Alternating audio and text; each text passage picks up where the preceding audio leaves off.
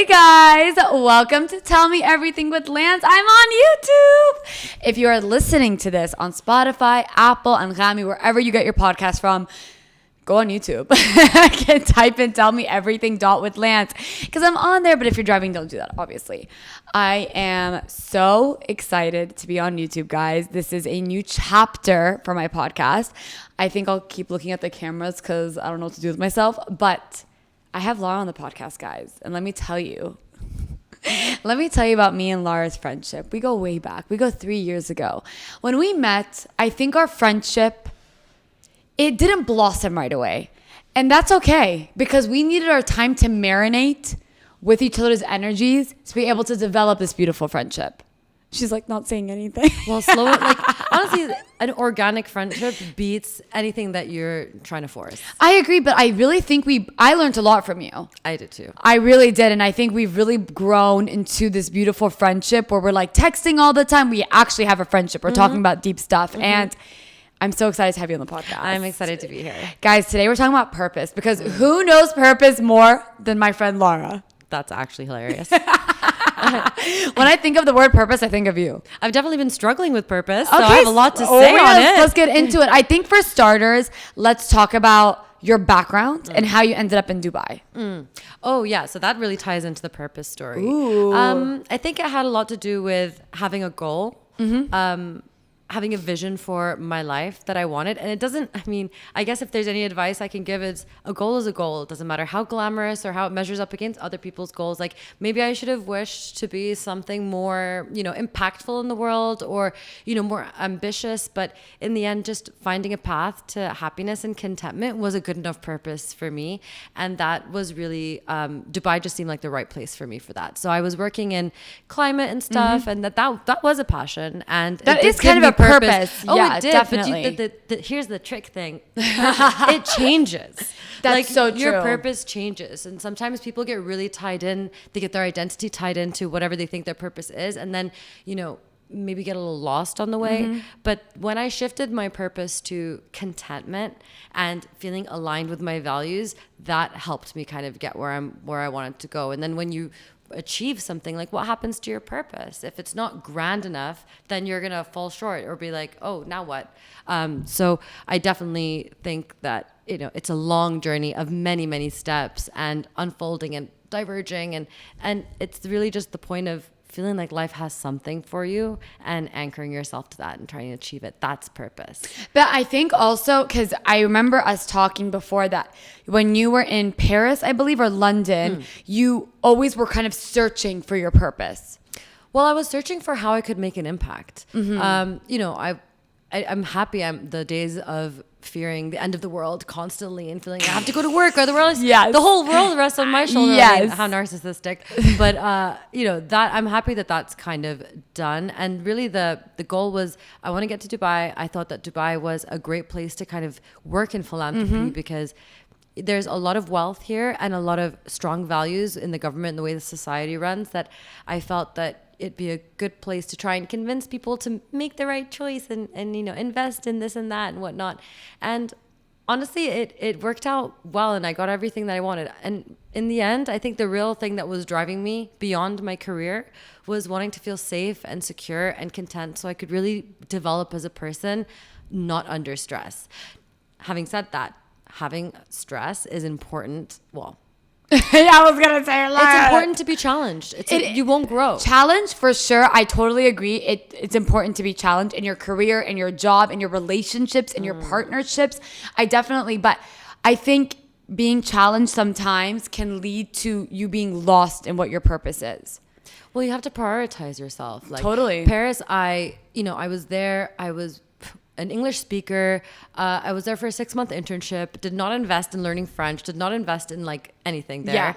Yeah. And then ended up there for 4.5 years. So me always having one foot out the door and struggling so much was extremely difficult. Like I would cry on my way home from work every day trying to fulfill this purpose of like save the world, get to Dubai, all this stuff and like bring sustainability to the Middle East. Wow, I was delusions of grandeur at the maximum, but also believe in yourself. Like there's no harm in dreaming big for yourself. And I think that was really important. But after a certain point, I learned a lot. I grew a lot from the challenges, but then I just was tired and I wanted a different kind of approach and a different kind of path. And that's what, and then finally doors opened and I managed to get here. And I think when we've spoken about this before, it's a form of manifesting in a way. It bringing is. your purpose to you, believing that you can do it, making it manageable, but also having that coupled with an abstract goal. Because then you're going to continue to drive. Like now I have this sense of contentment and peace, which was something that I was seeking. And now that's one I want to maintain. And so now my purpose has been shifted not to attain peace, but to maintain peace, which is interesting. So, well, I mean, let's even talk about like weight, for instance. Maintaining your weight and lifestyle is already a hard thing. How have you had to maintain your purpose? Well, that's the thing. It's kind of where people used to look at me and be like in awe of how passionate I was about the environment, how passionate I was about sustainable development, how much self-belief I had that I had a role to play. Trying to maintain that now as I'm kind of maturing. I mean, I was 18 when I was like, this is going to happen. I got to do this. And then now I'm 34 and I kind of see the way the world works. I'm not as naive as I used to be, less optimistic than I used to be. I still have every hope in humanity. I just don't necessarily think that the same investments in like learning about policies and writing these research papers is going to have the same level of impact as you're more realistic now. You've learned to be more realistic. Yeah. And to understand that you are the impact, like you as a human being, how you move into the world, like you don't have to have the most philanthropically aligned job to be a good person and have a big impact. And to live a fulfilled life. So that kind of eased the pressure on me. Like I don't have to go and like chain myself to anything to go and 100%. Make a point. Like if I feel aligned, I'm good. I'm aligned with my purpose. Well, I want to talk now about like we all hear about like the self-discovery, self-love movement. And on this podcast, I have definitely talked about it numerous times. As I reached 29, but as I'm getting older, I'm realizing, is this whole self-discovery like a bullshit? Like, why do we have to be like, go on the path to self-discovery and self-love and self-worth, and you'll end up at a really happy place and everything will work out? I believe that the self-discovery, self-love, self-worth is a constant movement. Because I can take, for example, my weight. I have been really like whatever, how many kilos I wanted to be, then I've gained a few kilos and I've lost a few kilos. And no matter what weight I was at, I still wanted more. So do you believe, are you in, let's just say, the self-discovery? Do you feel like it's a constant thing, or do you think this whole movement is kind of bullshit and just doesn't really exist except within yourself? I think you're absolutely right that self-discovery is life. It is. It's every single day. Life. Yes. If you're awake and if you're open and receptive to life, that is every single day. Totally. But what I think people really mean when I need to go find myself, is just reconnecting with yourself, because we get so distracted. Absolutely. So distracted by life, by stress. Sometimes you just want to switch off, and that's so fine. But then maybe you also need to make a concerted effort to switch back on and really reconnect with who you are and feel like awakened. We've all taken a break from our routine. Routines are healthy, but like routines are healthy, yes. We've all taken a break from our routine and come back being like, I know who I am again. Absolutely. You meet people on holiday and you are talking to them about new subjects that you don't normally talk about. And you're like, oh, that's how I think about that. How interesting. And it's true. Like we're not always challenged or activated on every single facet of ourselves every single day of our lives. You do have to go off the beaten path a little bit to kind of just see where you're at in certain areas. Like, do I feel secure with my own personal time? Like, can I be alone? See, because you've been on a solo trip. Yes. Twice. More. I don't even know more. Okay, yeah. I think what I've known you, it's only been twice. Okay. What I wanted to go on a solo trip actually to Bali. Ended up, my best friend, just like ex-best friend actually, ended up joining it, so it wasn't solo. But I did some solo things like by myself. I went to a healer, the Eat, Pray, Love healer, like one of those. It was so fun. I went to like one of those. I did like the healing of the body. I was like going through heartbreak, so like and I really appreciated it. But I will say the times I spent alone, I struggled. Because you're in a new country, right? You're put into kind of an uncomfortable place. Not that Bali was uncomfortable, but yeah, you're not in your normal surroundings. How have you, because now you've been on a lot, how have you adjusted, or what have you learned, I guess, from your solo trips? Well, I think like I'm kind of a firm believer that growth comes through suffering. Okay, I think I agree with that. Yeah, not to say that we should be in a constant state of suffering. Absolutely not. Because life is to be enjoyed. Of course. But, to be able to do that very openly and really sit in your discomfort, and especially to be in such a privileged position to choose that discomfort, like, what do you mean? There are things that will happen that are completely out of our control in life, and we will 100%. And you're just going to have to face them. Doing something like a solo trip is totally taking something challenging in your own hands and giving that to yourself as a gift, and knowing that you could just jump on a flight the next day and go back home and say, that didn't work for me. Yeah. But why not try? If you're worried about being in your own company, perhaps that's something you should try and face. If you think like, oh, I'm going to be alone all the time. No one's going to like me. I'm not going to make any friends. Why don't you go? Try and make friends. Don't like it? Hop on a plane back, Leave, invite a friend to come and join you, whatever it may be. So when I found that I did this, I think it was me kind of overcoming my people pleasing. And I was like, I was always a bit like uncomfortable going on holidays with friends because like, what if I want to do this? And then I'm always triggered because they want to do that and I want to do this and I want to feel free. So the best solution for me was just go on my own. Don't have to wait for anybody. Don't have to organize. So that's actually how because usually people are like, I'm going to go like find my purpose. No. Or like you were just like, I actually just want to go to this country and do whatever the hell I want. Yeah, exactly. Like, I love that. I love that. I just don't want, I want to wake up in the morning and I can leave in 2 minutes or I can leave in 30 or I can literally stay home the entire day. Yeah. And it's completely up to me. And I found that really liberating. So my first one was like 10 days on an island. Holy shit, just girl. like nothing too special. That's like just wild though. Formentera. It's Ibiza. Come on. Yeah. Okay, fine. But like, actually, but there was nothing to do. I spent my birthday there just Love by it. myself. Love it. It was quiet. I had a couple of deep moments of reflection, met one or two really sweet people that made the trip really special for the moments that we shared, and realized from that, like, I can be alone. And there were some scary moments, like quad biking and then it breaking down and just being like, maybe traveling alone by yourself as a girl and being stranded here was not the best. My God, that's so scary. Alhamdulillah, shukr, like things work out and you got to believe you're protected as well and just be smart. I had the number of the guys who will come pick me up and everything worked out. I would encourage anybody who's a little afraid of it or excited about it. Sometimes the line is very thin between fear and excitement. Yep. To just give it a go. The worst thing that can happen is you leave. You leave. I completely agree with that. I think when you're in because you're in a relationship too, and we're both in serious relationships. So sometimes, like, I don't know if my husband, for example, would be comfortable with me going on a solo trip. Do you think I don't know, actually, I've never discussed it with him, so it's not fair to say, but do you think when you're in relationships, you have to be more cautious of that, like, solo trip self-discovery thing? Unfortunately, yes. Right? You have a partner. Yeah. So like, and that was something that was a big adjustment. Like, I used to hate asking for permission from my parents. Like, that was the worst. Yeah, but it's not permission. It's not permission. And that's what you have to tell yourself. Exactly. It's about considering your partner. Yes. Your absence does affect them.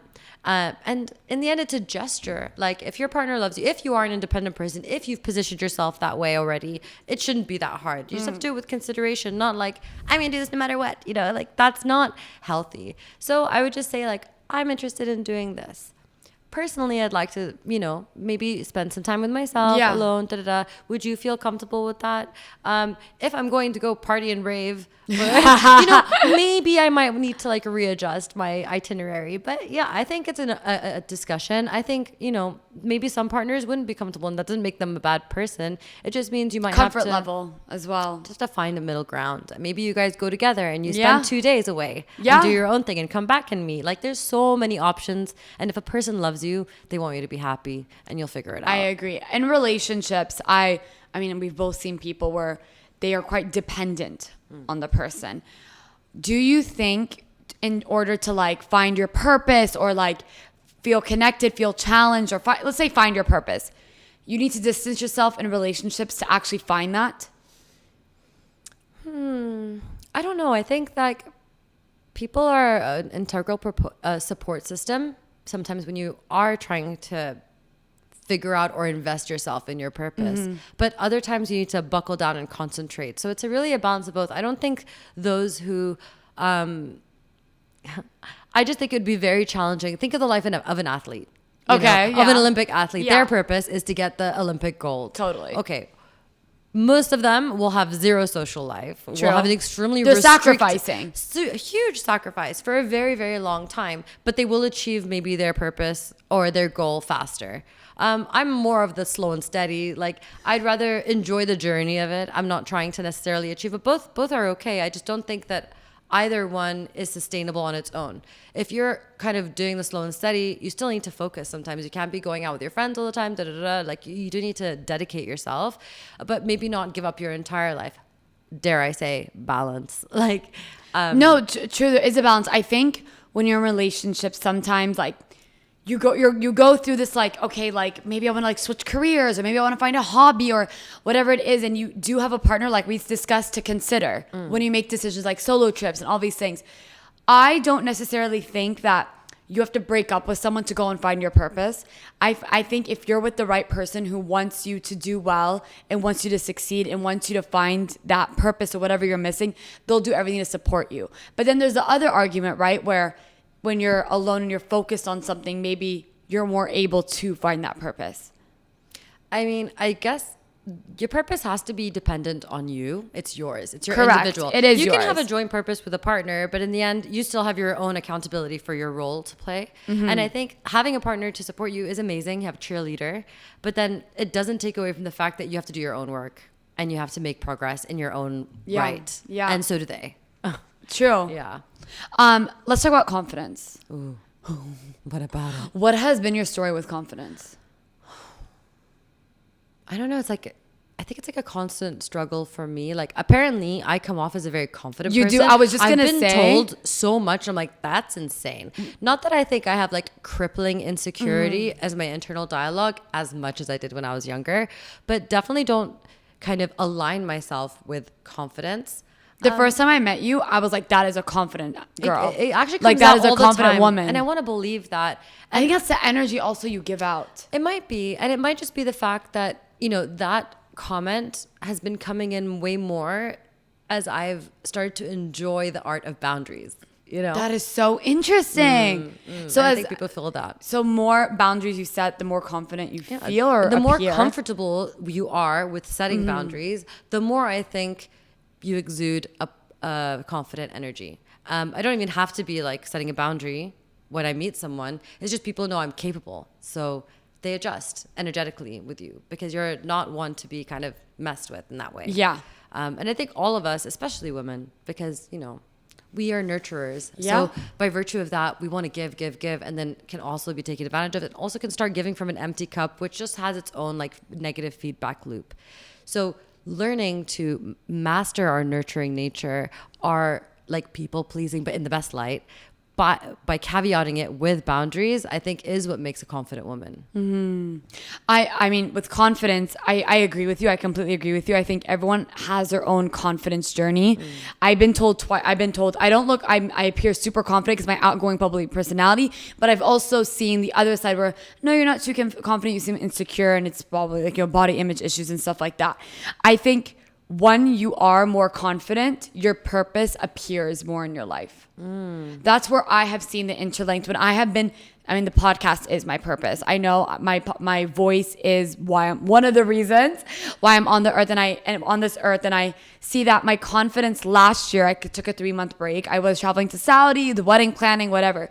But my confidence in the ability to do the show decreased. Yeah. And so like, I felt like my purpose decreased a little bit, but then this year came and I was like, no, like I can do this. Like I have, thank you, the followers, and I have the listeners, and I'm so grateful for this. Why stop? Continue to do the purpose. If it fails, it fails. But this is what I feel like I am meant to do on this earth, is like use my voice. But I think that comes. I'm so proud of you, girl.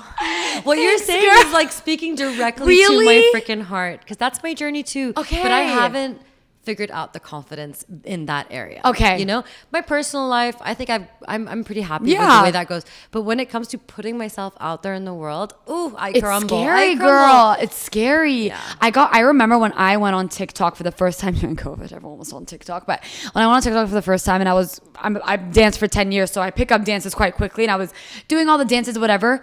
The meanest comments were on my TikTok. you suck, you're fat, like just you're disgusting. Why are you in shorts? Yeah. And it really destroyed my confidence, obviously, naturally. And then I think about like Charlie D'Amelio and all these young girls who probably get it was like 4,000 of comments like that. And I'm like, how do they still have the confidence to get up the next morning and get on TikTok and dance? Don't read the comments, people. That's what I think it is. It has to be some of that as well. But also I think it's like, I mean, I don't know what their purpose is, but I can assume that their purpose is like, I enjoy this. I like this. I'm going to make a living out of this.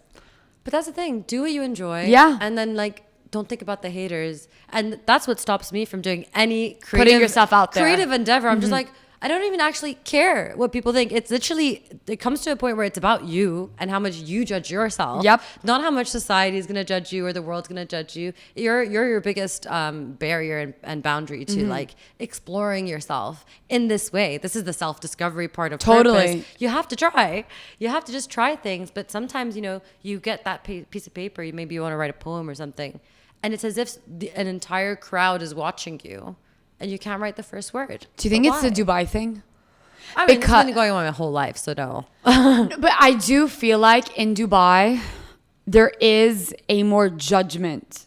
There's a bit more judgment to what you do on social media, creatively, podcast. I mean, I don't know if anyone judges me for this, but I'm just saying, like, I do feel the energy is more judgmental here than me. But I could be, I mean, I've been living here now back for 6 years. So this is just what I've seen from coming from the US and then coming back to Dubai.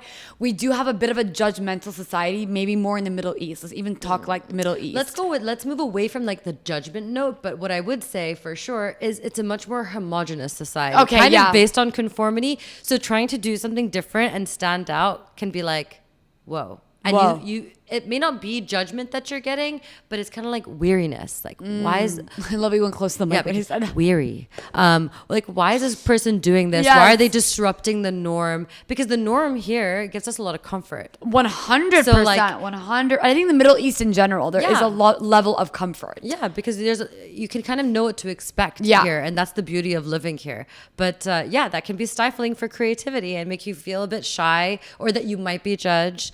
You may very well be judged, but that in the end doesn't matter. That's the least important part of the equation. You have to release all of that energy. You talked about boundaries, something that I struggle with, and you're like, no fucking way. No, she's good. She's good. No, I mean, I do. I'm very upfront about in this podcast and to my friend, like you guys know, but I struggle with boundaries. I think with friends, with work, with relationships, with everything in my life, and I want to know how your perspective, because you said that you're on the journey of boundaries right now. How have you kind of been on that journey, and what were you before? You said you're a people pleaser, so I'm assuming that has something to do with it. How were you able to create those boundaries, and who was it with? Was it with friends, your relationship, family, work? I think it really comes down to honesty. Okay. And everybody on the whole planet, I believe, underestimates how much people value honesty. So literally just saying how you feel, like really, truly, you think it's going to have a negative effect on the other person or perhaps your relationship or you. But every time I've done it where I'm like, I say this uncomfortable truth that's mine and it's true for me now, the other person like gets an opportunity to like shift their own perspective and open a door to communicate with me in a different way. And I'm like, oh, that was an unexpected side effect of being honest. So then I started to like lean into this uncomfortable honesty, because in the end, if your intention's not bad, if you're literally doing or drawing a boundary or being honest about something because you believe it's in your best intention and you're not trying to hurt anybody else, there's absolutely no reason why you shouldn't say it. It's just we fear the consequences. But every time I've done it, there haven't been consequences. If I've maybe said something honestly and it didn't come out the way I wanted, I still have a chance to correct that and tell someone, no, actually, this is more what I mean. Or now that I say it out loud, I'd like to add this or that, and maybe it's more this than that. And just giving ourselves the opportunity to try and edit ourselves as we try and figure out how we want to move in the world and align with the purpose of who we want to be, for example. I like how that came full circle. Yeah. Right? I like that. You. Yeah, thanks, girl. So, first with the honesty, I think it kind of started in relationships a lot. Where, how many times have people been like, oh, but I feel bad. Like, I don't want to tell him, I don't want to see him again, or, this or that. And then just being like, really awkwardly, like, I don't think this is working out. And sometimes I'm sure I've hurt their feelings, but in the end, they've been appreciative of the truth. And then later you find a way to not have that your fear cloud what you're saying, and then it comes out super clear and from the heart, and no one in my experience has yet responded badly to that. Doesn't mean we're gonna be friends or anything. Yeah. It just means that they respect it. And I'm like, oh, boundaries actually create an air of respect around me and the way I'm communicating with others, and also how much I value the other person, because I'm not lying to them, not sugarcoating, not confusing them. People know when you're not being completely forthright. So the more you have opportunities to say like an uncomfortable truth or draw a boundary, like, didn't you just ask me earlier? You're like, I was just gonna bring that up right now. I invited Lara on Friday night to come over and watch Vanderpump Rules, and obviously like have a girls' night. She's like, I don't know, I'll see that night. I'm like, perfect. I was like, great. I was like, fantastic. Like, let me know. And I actually really appreciated that, because I find myself saying yes to a lot of plans I don't want to go to. And then, Lara, the issue is like up front, like I'm such a yes woman. I'm like, yeah, for sure. Yeah, let's do it. But whatever it is, I'm such a yes woman. And then day of, night of, shit happens, right? You get tired. You want to hang out with your boo. You want to just chill, whatever it is. You want to watch reality, trash TV, which is what I like to do. And then I say no. But then I feel guilty about it. But I'm like, no, but that's my truth. I even if I were to go out right now, I would not be myself. I would be literally Saturday night. He had, I was at a company retreat, 2 days, workshops, seminars, conference, drinking all night, the 9 a.m. conferences. I got back Saturday, and you know I'm an outgoing girl. I had my limit. I was like, I cannot interact with anyone right now. Like, I can't like talk to, I can't small talk. I love his friends, but like right now is not like, I can't. I'm too exhausted. And I was actually, this is like one of the first times I think that I've been up front and be like, babe, I love you. I'm sorry, you're probably gonna be disappointed, but I can't go out tonight. I need to be on that couch in my PJs, watching TV and ordering sushi. Like, that is my night tonight. He was like, totally fine.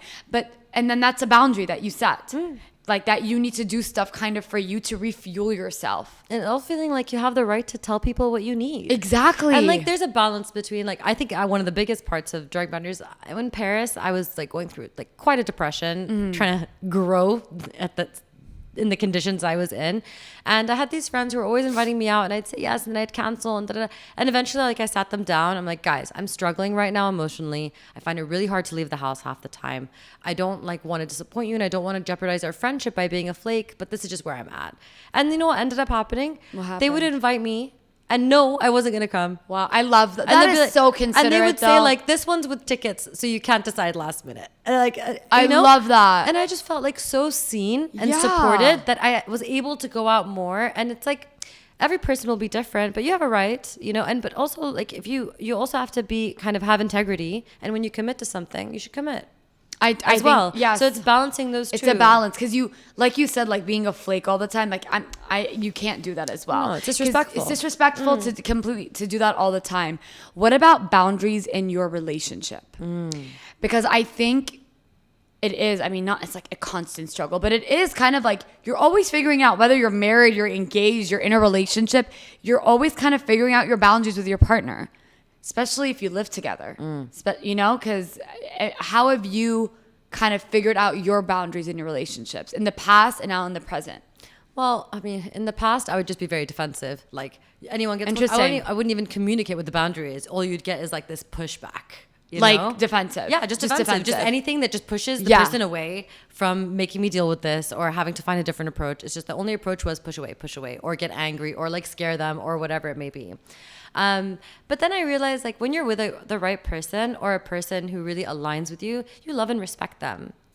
It's just a conversation. Like, it's like, oh, you know, it makes me really happy when this, so like maybe you could do it more often, or no, I really don't like that, so I'm going to do this. And if you want to do that to support me in fulfilling, like, in keeping the dishwasher this way, then I would really appreciate it. But you can't like also put on things for the other person. You can't like, my boundary is I need a clean dishwasher, so I'll figure it out. Like, of course, you have to have it's a bit of that. But like, yeah, when you'll never, I doubt anyone like in their first like serious relationship is going to be able to figure that out off the bat. Not. But it's worth just finding your voice, finding your loving, compassionate voice that's void of all the trauma of like, when we were younger and we didn't get what we want, or we were forced to do something we didn't want to do. Like, you have to get through all of that and reteach yourself to find the true compassion voice. It doesn't feel threatened, when they're told to do something or asked to do something. You're just like, you just consider it and you give your response.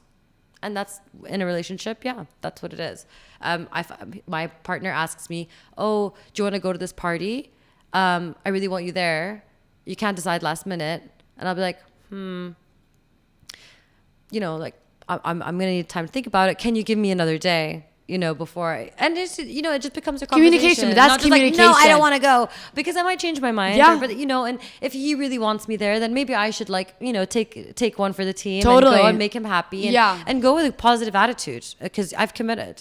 And that's kind of the boundary I set for myself. If I've committed to something, I'm not going to go with a bad attitude. I can anticipate it in any negative light I want. As soon as I step out that door, I'm putting my best. You're putting your best foot forward. Yeah. What about friendships? Because I think friendships actually could be trickier. Ooh. Friendships could be trickier than relationships sometimes. Because relationship, I think you're with the person so much, you kind of get the behaviors, you're able to do the communication. Like you'll understand it quite early on of how you communicate with each other and how you're heard and how you're seen. Love language, the whole thing. Friends is a bit different. Well, because you're not really merging with a friend. You're not. You're merging with a partner. Exactly. You're collaborating to create like one thing kind of thing. Absolutely. But with a friend, like they're an individual and you're an individual and you're trying to kind of figure out how that works together. Like, yeah, I think it's hard. I don't ever want to be at a point where I'm profusely bitching about my friend, and that's when I think the boundaries aren't clear or, she did this, she did that, she did that, you don't want to be in that situation. So that means you probably need to have a conversation with the person. Like, okay, when you're with me and you do this, it makes me feel like this. Like having that kind of, it can be most uncomfortable with a woman. Actually, absolutely. You're absolutely I think right. it's more uncomfortable. I'm just having trauma flashbacks. I know because right it's now. so much more uncomfortable with a friend than it is with a partner. It really is, and it's tougher. Like I find my struggle is that I'm such a I'm such a connector in terms of I'm WhatsApping people all the time. I'm quite quick on my phone. First of all, I work in social media, so I'm on my phone literally 24/7. I have 3 phones, so I'm so quick to answer, and I'm able to update people through my phone, through WhatsApp calls, through the whole thing.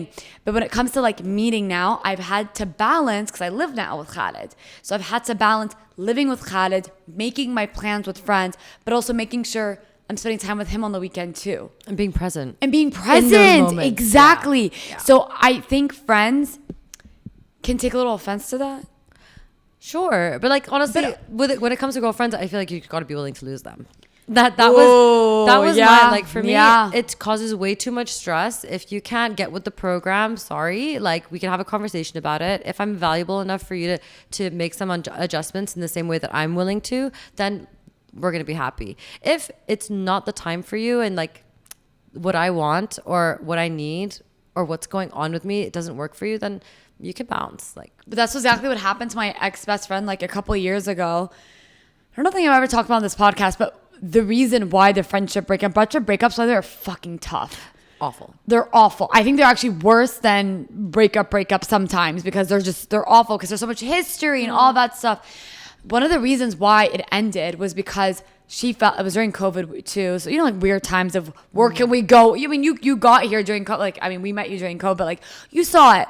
She was very offended that for example, I was with Targ and Nemzi and all the guys. We went to Oberoi and it was our core group, as you know, and I didn't invite her and she lost it. And that was her breaking point of you don't include me and stuff. And I kind of had this epiphany and I was I don't think I ever created a boundary with her that I can spend time with my other friends. But I always invited her. It was never oh my God, don't hang out with us. I always invite her. But sometimes you want to hang out with just us, the core group and stuff. And I think that's completely fine. I don't think I ever drew that boundary. So there was an expectation. And I think sometimes when friends expect you to be kind of in a relationship, obviously not with the intimate stuff, to be in a relationship in terms of you owe me explanations, you owe me invites, you owe me inclusivity, that's where things can get rocky, and that's not the friend for you. I mean, it works on both sides. It does. If you were in a similar position, I'd tell you not to expect. Honestly, my biggest heartbreak, now that you tell me, it was actually a girl. I was just why won't you love me the way I love you? And then I never screamed at her about it or fought with her about it. I just had to accept it and just love her from afar now, Yeah. And just, it's not always going to work out. In the end, just macro level, we're here to appreciate each other as beings. We don't owe each other anything. Exactly. If things This is aren't the bottom meshing, line. if Yeah. things aren't meshing, it's fine. You had that person in your life. Like, not every guy you date has to be the one you end up with, but each person that plays a role in your life is there for a reason, and we need to appreciate them without squeezing them for more because we're at a deficit emotionally or socially or whatever it may be. And I also count that comes around to purpose. Like, does it? It does, because the support system you have around you and the people you surround yourself with, I believe, will get you closer to finding your purpose. Or if you're in your purpose and you know what that is, embracing it, having that support system around you. I mean, everyone around me, all my friends, alhamdulillah, have always supported my podcast, shared on their stories, told their friends, subscribed, left reviews. And that's great, because that's like, oh my God, I have a support system that supports my purpose. And I think that's why it all circles kind of back. Well, at different stages of life, you're going to need different things from different people, Absolutely. too. So that if you don't accept, if like you're like, oh, you're my childhood best friend, we're going to be best friends forever. But maybe life takes you in a different direction. Exactly. Maybe it's okay, like for a year. And you might meet up again. I mean, you might come back into each other's lives, fall into Exactly. each other's lives. So just be more fluid. And it's not even a boundary. It's an acceptance of the way life works. And, you know, and for a person to just kind of not take it personally. That's more about like not taking things personally than it is anything else. And I've been seeing a lot of posts online even lately. I don't know what my algorithm's trying to tell me, but it's really about, you know, the ghosting of friends and how traumatic that can be. It's a real thing. We all need coping mechanisms for that, because it isn't personal. Because people do have their own drive and motives and agendas, not necessarily nefarious in any way, but like it just might not fit with yours right now in life. And that's totally fine.